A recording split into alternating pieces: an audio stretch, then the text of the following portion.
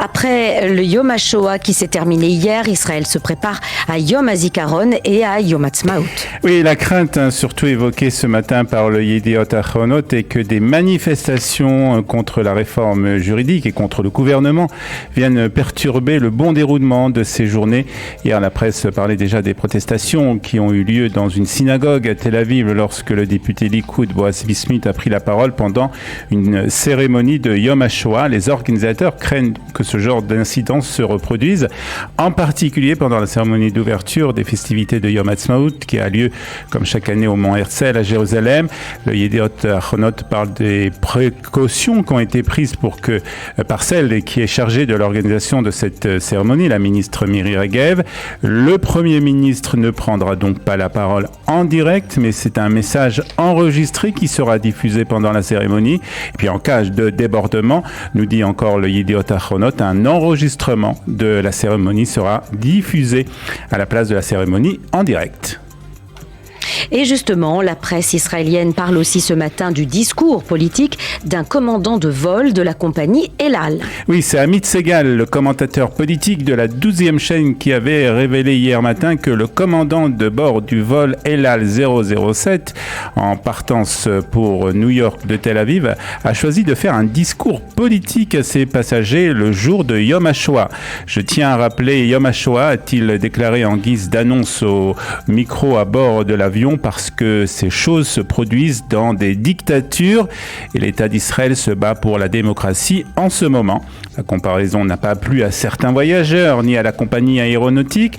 La compagnie El Al condamne tout propos politique, quel qu'il soit, de ses employés dans le cadre de leurs fonctions et en particulier à bord de ces avions qui ne doivent pas servir de scène pour ce genre d'activité, avait hier déclaré le porte-parole d'El Al. Et puis le Yediot Ahronot nous explique aussi que Doron Ginsburg, le commandant de bord de El Al, a présenté ses excuses.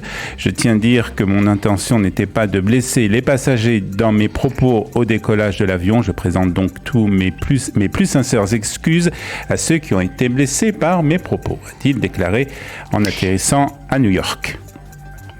Et tragique coïncidence, une rescapée de la Shoah s'est éteinte au moment où la sirène du souvenir retentissait hier dans tout le pays. Oui, c'est le Ynet, le site d'information qui nous rapporte cette tragique histoire. Raya Venitsky, une survivante de l'Holocauste de 82 ans qui habite à Kiryat Gat, est décédée hier matin en entendant la sirène. La fille de Volitsky, Chayuta Tikva, a déclaré lors d'un entretien avec le site d'information Ynet que sa mère a survécu à l'Holocauste avec sa famille dans une petite ville de Russie après avoir fui la Moldavie. La fille a ajouté que ma mère, qui n'avait qu'1 an et 9 mois, a été blessée par un éclat d'obus et a perdu la vue de l'œil. En 1973, à la veille de la guerre du Yom Kippour, elle a émigré en Israël. Elle a eu 3 enfants et 5 petits-enfants. Malheureusement, elle a rendu son dernier soupir hier à 10h, très précise au moment où la sirène retentissait ici en Israël. Au chapitre diplomatique, Olivier, il est ce matin question du rapprochement entre Israël et l'Azerbaïdjan. Oui, avec cette visite dont on parlait, la visite du ministre israélien des Affaires étrangères dans ce pays. Et le Israël Hayom annonce aussi ce matin l'ouverture d'une ambassade Israël au Turkménistan. Il s'agit, nous dit le quotidien, de 2 pays frontaliers avec l'Iran, 2 pays musulmans qui se rapprochent donc de Jérusalem et qui s'éloignent de Téhéran. Et l'Iran voit d'un mauvais œil ce rapprochement, bien entendu. Téhéran estime qu'il s'agit d'une tentative israélienne de l'isoler. D'ailleurs, les Iraniens tentent de peser de tout leur poids pour empêcher la venue annoncée d'Eli Cohen, le ministre israélien donc des Affaires étrangères, à Ashgabat, la capitale du Turkménistan. Il s'agit de la première visite d'un représentant de l'État d'Israël dans ce pays depuis 30 ans. Et nous allons terminer cette revue de la presse israélienne avec vous, Olivier Granit, par une info étonnante, une invitée pour le moins inhabituelle dans un magasin en Israël. Oui, tous les sites d'information reprennent pratiquement en boucle ces images insolites. Il s'agit d'une vache dans un magasin à Emounim, un moshav à côté de Ashdod.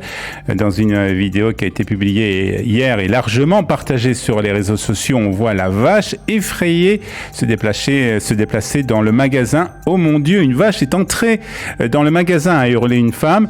Heureusement pour les personnes présentes, seul le matériel a été endommagé et la vache s'est également échappée sans encombre. Le propriétaire du magasin de meubles et de jardins et d'outils, Dodo Guldenstein, a raconté le chaos inattendu. C'est la première fois que cela se produit, a déclaré. Des oiseaux, c'est déjà arrivé, mais pas encore des vaches.